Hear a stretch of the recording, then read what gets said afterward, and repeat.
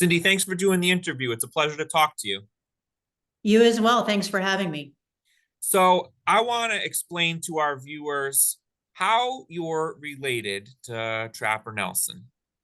So, Trapper Nelson was my grandmother, Marcy Selmer's brother.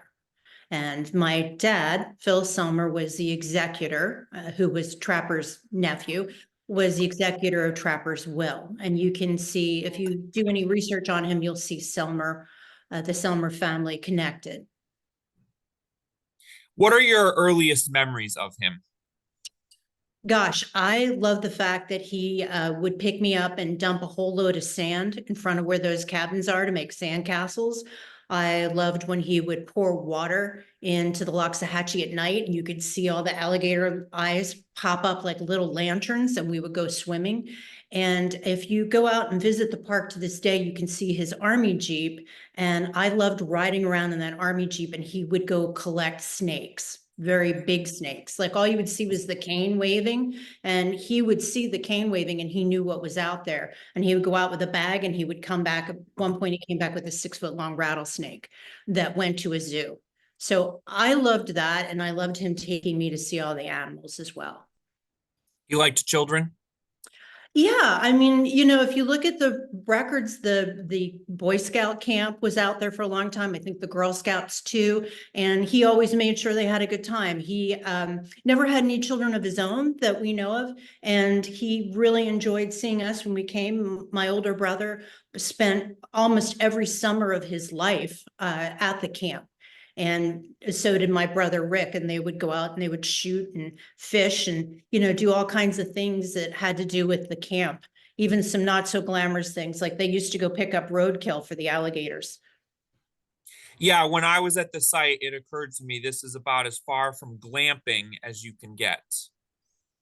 Yes, I mean, it was pretty rustic. I can remember when there was still an outhouse there. If you go and you see the little footprints around the pump house, those are my brother's feet. And they did put in fresh water at a certain point, but no air conditioning. There were screens and you would wake up in the morning to all the chickens that were running around. And that's like a smell I still associate with that place are chickens and oranges. I don't think the orange trees are there anymore, but when Trapper was alive, there was a whole bunch of citrus around the cabins. What was his real name? So his real name was Vincent Notokovich, and that is a lot to fit on the back of a softball jersey and just a lot to say. So the family anglicized it to Nelson. So that's where the Trapper Nelson comes from. And, Vincent, we have had Vincents in the family for hundreds of years. So it's a pretty common Lithuanian name. Say the name again, the last name, but break it down kind of slow for me. Notokovich. Notokovich. Yeah. Okay. Don't ask me to spell it. It's difficult.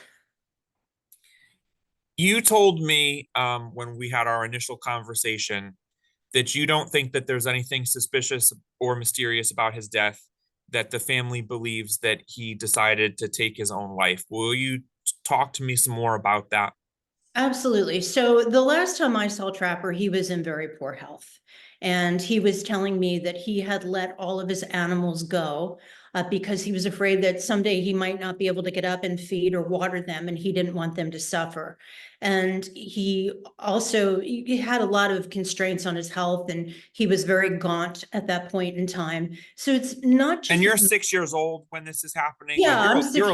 you're a little one, but he's still telling you this. You remember this conversation? Yeah, because I love to go see the animals. I mean, I dreamt about going to see that bobcat, and he's like, no, all the animals, I've let all the animals go. And he was in conversations with my brother Phil to possibly take over the park, and he had also sat down with my father and said that in the event of his death, that he wanted the park to go to this, he wanted his camp to go to the state of Florida, and he wanted my father to facilitate that. So he was already making plans about what would happen next. And I don't believe, I mentioned he was had to use a catheter.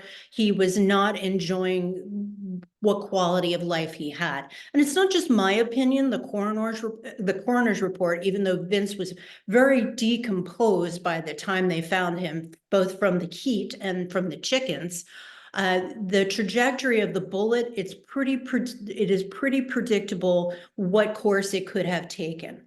And even in that state. So it does not lead to foul play. Okay, I hear all of that. You told me that you also had a theory about why he wouldn't, I'm sorry, this is gruesome, put a gun to his head. Will you tell me that now and give our viewers like a sense of why you think he would have done that in that way? Absolutely. If you look at the photos, he was a very, very handsome man. He took a lot of pride in his appearance.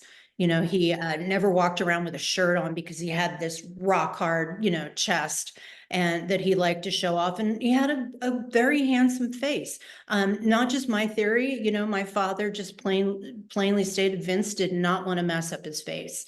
So, he positioned it, I believe, aiming towards his chest, although the recoil of the shotgun may have caused it to go a little bit lower. But that was his intent, was to, lay in his hammock and position it so that he could shoot himself in that manner. And actually, my brother, Rick, still has that gun. So a touch of vanity. He liked the way that he looked, Yeah. I and mean, that's okay. look at the photographs. It was, he was definitely a ladies' man. He was a handsome guy. He would chop a cord of wood. Like if you go out to the camp, there's photos you can see stacks of wood as high as the cabins, and that was one day's work. I remember seeing him chopping that wood, and he did that for exercise. He also had a boat that was filled with concrete that he would row up and down the Loxahatchee for exercise. So taking care of himself. The family theory is that the groundwater had become poison because he did do a lot of preservation with, with alligators and other things like that in formaldehyde, which is a very highly toxic chemical. And it could have led to what we believe was prostate cancer. So he was not well, and the family has a theory about what might have been a contributing factor to his illness. So he was drinking water that was contaminated and that got him sick. Right. There was a well on the property. Would you So would you say that the illness was like was it sudden, or did you see a gradual decline? Do you remember? I for me, because it was probably be, 6 months between visits, we would go at Easter break and we would go in the summer.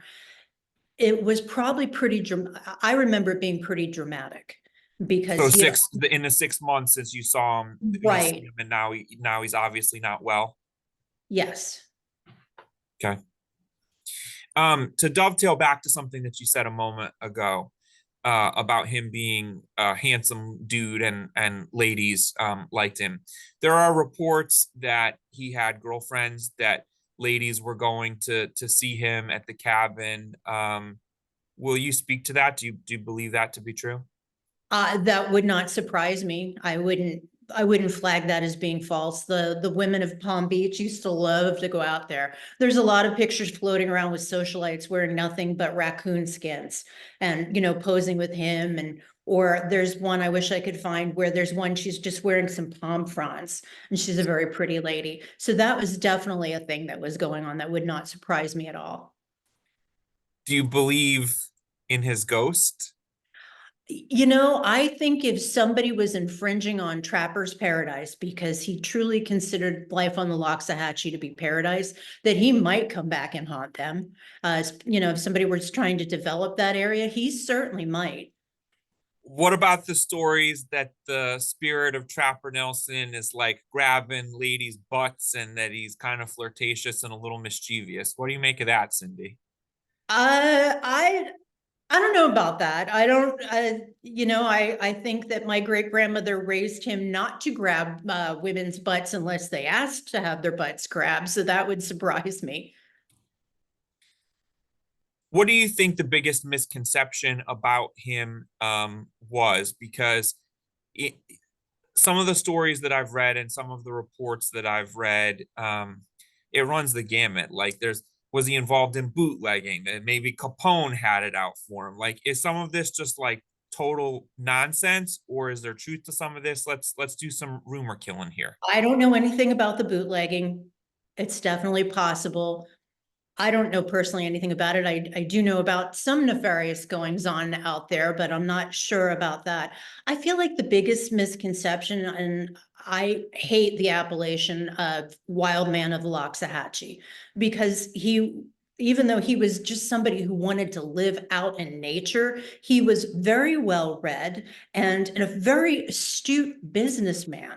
And the people that he interacted didn't, one of his best friends was the lawyer Pat Snow.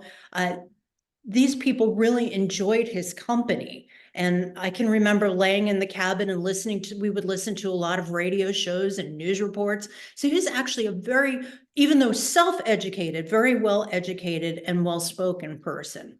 And like I said, he did have this quiet love of children and was always very sad when we were leaving. Okay. All right. That's very illuminating, very interesting information. What else do you think I ought to be asking you about for this story? You know that it's a little bit of a ghost story, that it's going to air around Halloween time. Um, so you tell me, Cindy, what do you think we ought to talk about Well, here? I would say that the rumor that Trapper blew up the bridge of his rival is not a rumor. I would say that that is probably completely true. So I would say if, like I said, if someone is disturbing his beloved Loxahatchee, one of the last wild rivers in Florida, that maybe he might get a little cantankerous with his spirit. I do feel like when I go to the camp, he is with me and around me. His ashes are sprinkled on the Loxahatchee, and that is where he wanted to be. So I can see him definitely hanging out and being a presence. And he was also cognizant of the Native Americans that was originally their home. And I have been told that Jonathon Dickinson State Park contains many burial sites for the first residents of Florida. So I would think if somebody was disturbing that area, that he might get a little cantankerous. He was definitely very resourceful and wouldn't be above protecting that area. Fair enough. I got to hear the blowing up the bridge story. I don't think I'm familiar with it. You would have to check in with my older brother for more information about that. But someone did try to build a bridge across the property that he felt was infringing on the flow of the Loxahatchee. And also, the jungle cruises used to come down the Loxahatchee and they would stop at his camp. That was a big source of his revenue. And that bridge was mysteriously blown up, and I just don't think there's that much of a mystery about how that bridge got to not be there.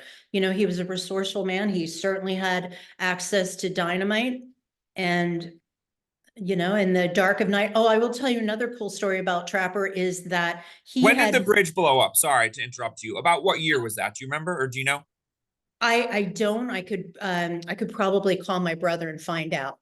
Okay, Um, I'm gonna follow up on that too. So we have a maybe blown up bridge. What were you gonna I say? can, You said you had oh, another cool story.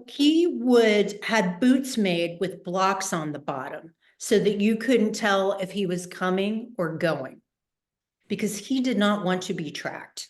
He taught me a lot about looking at animal prints and the way the feet were going and how deep the impressions were in the dirt. So he was very cognizant about that, and he himself did not want to be tracked. I was very moved by what you said about when we were talking on the phone the other day. Even though this is someone that trapped and hunted animals, he had an affection for them and a degree of respect. Will you talk to me more about that here? Yeah, absolutely. If you killed it, you were going to eat it. There was no wanton killing. Animals that he trapped for fur, we would eat. I have memories of eating raccoon and rattlesnake and all kinds of things like that. He wanted the area to stay in its natural habitat. He was careful to not over harvest in particular areas. That was very much of a concern to him, and that was something that he, would relay to my brothers or anybody else that came out to the camp, that you need to be responsible. And he would send them out when they would come and spend the summers with him. He would send them out early to go check the traps to make sure that the animals were not suffering. And like I said, very cognizant of how they were being, the animals that he had within the zoo were being treated as well, as far as making sure, that they were properly fed. There was one alligator, I don't think it ate for 3 years, but that's not unusual with alligators. But this particular huge one, didn't want to be bothered. And so this is kind of a cool thing. He had a piece missing out of his thumb, and that was from not properly handling an eastern diamondback. Bit him in the hand, and he had a little bit of necrosis from that. Wow. Fascinating guy. What a just interesting character. Certainly an interesting character. Um, You know, gosh, I, I, how come I they think haven't made a movie of him yet? Like where's the Trapper Nelson movie, Cindy? I'm surprised. I occasionally, I do get phone calls. I had somebody before COVID who did want to develop a movie. I had people from the History Channel did this recreation of Trapper and his brother. I think, I touched on this on our conversation the other day, is Trapper and his brother and what they can perceive to be a claim jumper were involved in an altercation one night.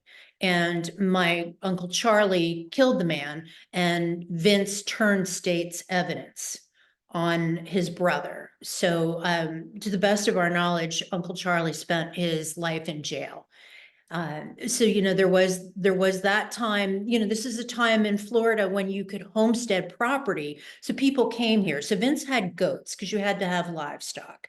So he had these goats. That was his livestock to homestead this property. And he did a lot to safeguard that. And I've also heard rumors that he had booby trapped areas around the camp as well. And Yep. it's easy to get in and out of now, but in the 60s, when we were going to visit, there was that deep sugar sand that you have in Palm Beach County, Martin County, that it was, it's super easy to get stuck in. So if you weren't driving a four-wheel vehicle, you would have to get pulled out of that. So that was kind of like a natural protection for that area. Are you glad that the site is preserved and that people can go and see how he lived and see, this very special place? 100%. And like I said, he had talked to my father prior to his death about, he was already in talks with the state of Florida of swapping the land in the camp for other non-sensitive land, because he wanted that area to remain wild in perpetuity. So it could be enjoyed by everyone. And I love the fact that you can get on a boat and go down the Loxahatchee, and it basically looks unchanged. You have the manatees and the alligators sliding down off the bank, and it is so similar. If you look at those pictures of Trapper with that beloved indigo that he has around his neck, that's a protected species that's there. The scrub jay is another protected species that's there, and that's their home. So I am so happy, and it has been a mission for me personally. I have digitized a lot of photographs and turned them over to the Historical Society. I do have a film video that I am in the process of editing and also turning over to the Park Service and the Historical Society so they can tell people more about the history of the area. My last question, and I'm sorry if it seems a little hokey, but just bear Sure. with me, okay? If someone were going to go to the site and try to conjure him, what would be a way to like endear yourself to his spirit, or what would get his Really good attention? food. You should cook some really good food.